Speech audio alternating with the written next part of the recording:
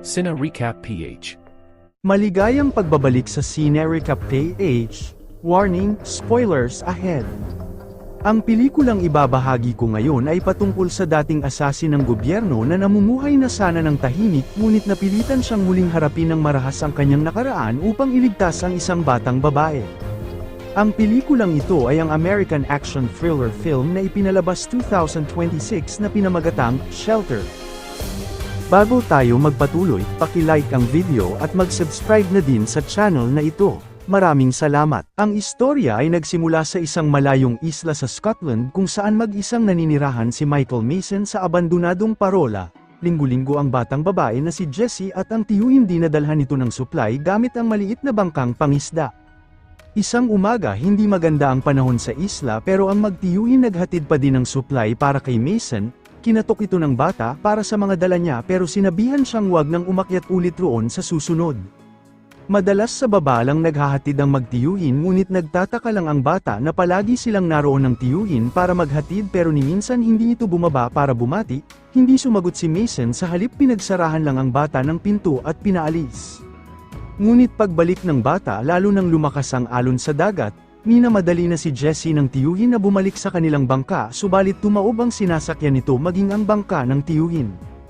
Nang mapansin ni Mason ang nangyayari sa laot, nagmadali itong lumabas upang tulungan ang magtiyuhin na parehong lumubog sa dagat sa lakas ng alon, sumabit pa ang bata sa lambat dahilan ng hindi ito makaahon kaya tumalon sa dagat si Mason upang sagipin ito na wala ng malay. Ngunit ang tiyuhin niya hindi na nailigtas na kasama ng lumubog sa bangka.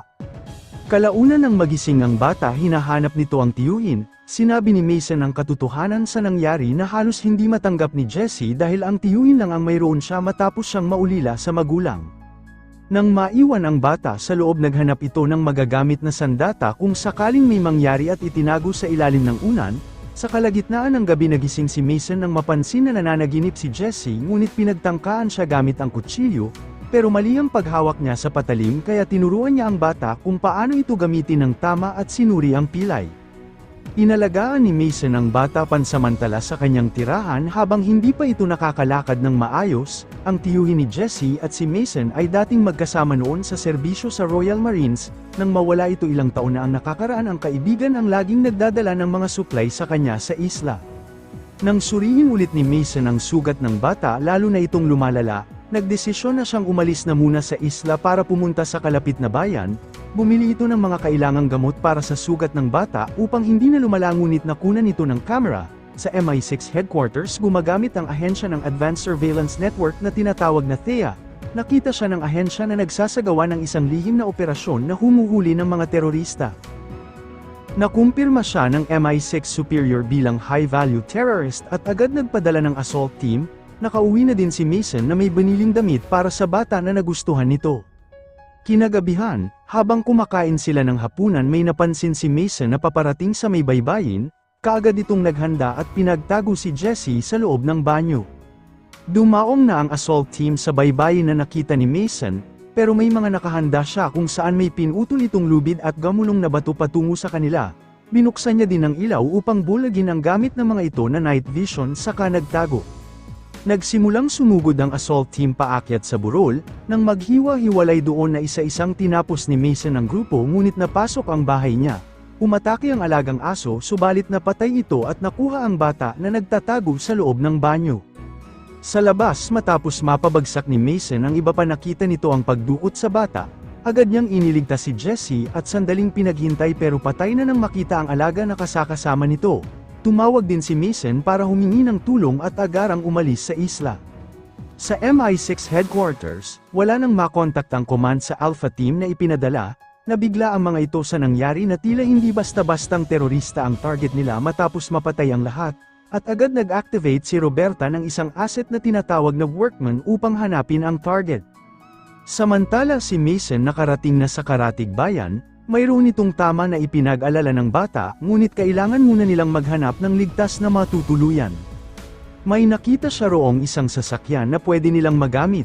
Iniwan niya ang baril kay Jessie upang magbantay sa labas at hanapin ang susi ng sasakyan sa loob. Ngunit nakita siya ng bata sa planong pagnanakaw, dumating din ang ama nito na may hawak na baril, buti na lang iniligtas siya ni Jesse at humingi ng tulong para sa sugatan na si Mason. Sa MI6 may napansin ng tech-savvy ni Roberta na may nagmamanipula ng data, sa tuwing makukuhanan si Mason ng camera lumalabas sa data nila ang terorista na si Chermol. Nang suriin nakilala nila si Mason na isa sa kanila, ngunit burado na ang lahat ng data nito na napag-alamang 10 taon ng patay. May nakuha din silang bagong impormasyon kung nasaan ito ngayon. Ang dating handler ni Mason sa MI6 na si Manafort ay bumalik na ulit sa sekretong operasyon.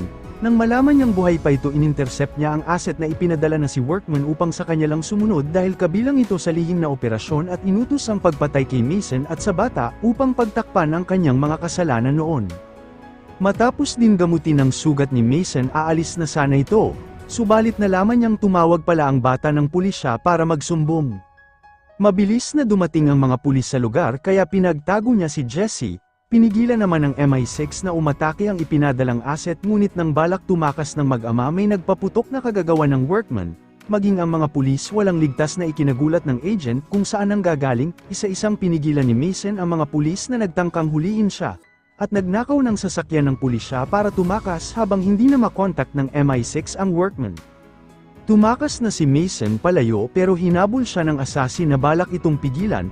Naghabulan ng dalawa ng kanilang mga sasakyan at sinusubukang takasan ang assassin, ngunit mabilis lang itong nakasunod. Nang pagpapaputukan ng kanyang sasakyan, nagpreno si Mason para mauna ang killer, sa kanito binunggo ang likuran hanggang sa tumaob at agad silang tumakas palayo sa lugar. Nang makarating sila sa pagawaan ng kahoy na may mga nakaparadang sasakyan, nagpalit siya roon ng magagamit upang hindi masundan, ngunit buhay pa din ang Workman na nakaligtas. Pumara ito sa sasakyang parating, may dumating din na pulis na balak siyang huliin pero mabilis niya itong pinatay at kinuha ang sasakyan.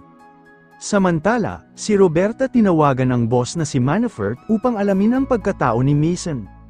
Nagtataka ito kung paano niya nalaman ang pangalan ng target, pero sinabi niya rin ang sekreto na ilang taon nang nagdaan, na may pinapatakbo silang programa noon na elite operatives na tinatawag na Black Kites. Isa si Mason sa operatiba at ang pinakamagaling sa lahat, ngunit nang ipadala siya para patayin ng isang foreign intelligence officer, hindi ito sumunod, sa halip pinakawalan niya ang target kasama siya naglaho mula noon. Hindi ito basta-bastang assassin, walang sino mang nakakapigil sa kanya, kaya inutos niya kay Roberta na gawin ang lahat upang mapatay ang dating agent para sa buong ahensya, pero may nakuhang impormasyon si Roberta kay Mason na tinulungan nito ang Iranian scientist, dahil ibinigay sa kanila ang lahat niyang alam sa programang nuclear ng Iran upang mapigilan. Sa ibang bahagi, nakarating na si Mason sa kanilang destinasyon, subalit nakuhanan na naman ito ng kamera at nalaman ang kanyang lokasyon. Sa loob ng simbahan naghintay sa kanya ang dating kasamahan na hiningan nito ng tulong, na nagulat nang may kasama siyang batang babae. Ang lalaki ay si Arthur at agad silang dinala sa kanyang hideout sa gitna ng gubat. Pinakuha ni Mason ang bata ng inumin dahil mayroon silang mahalagang pag-uusapan. Pag-alis ni Jesse, humingi ng pabor si Mason na ilabas ng bansa ang bata at nagtataka kung paano siya nahanap ng ahensya. May nakita naman si Jesse na mga gamot sa kusina na alam niya kung para saan. Pinakita ni Arthur ang teknolohiya na Thea kung saan isa siya sa bumuo bago umalis sa ahensya. Si Arthur ang nagbura noon sa lahat ng files ni Mason at ang kanyang pagkatao inilipat sa hindi kilalang tao. Pero mayroong nakahanap at ipinagpalit ito sa high-value terrorist upang siya ang gawing target. Alam na ni Mason na ang dating handler ang may kagagawan, sinira niya ang rules noon para iligtas ang inosenteng tao na tumulong sa kanila. Gusto nang harapin ni Mason ang kanyang nakaraan at balak iwanan sa kaibigan ng bata para sa kanyang kaligtasan, pero tumanggi si Arthur at lumabas si Jesse matapos marinig ang usapan. Pinaalam niya na may sakit na cancer si Arthur dahil ang gamot na nakita niya ay katulad ng iniinom ng ina, at nagalit ito na balak siyang iwan doon ni Mason. 1 taon na lang ang itatagal ng kaibigan para mabuhay. Gayunpaman nakahanda itong tumulong sa abot ng kanyang makakaya. Naisip ni Mason na lumapit kay Kamal Jah. Hindi pumayag si Arthur dahil masyadong delikado para makipagsundo sa kriminal at wala na siya sa posisyon para kontrolin ito. Pero may plano si Mason, ang gusto niya lang dalhin siya sa gang boss.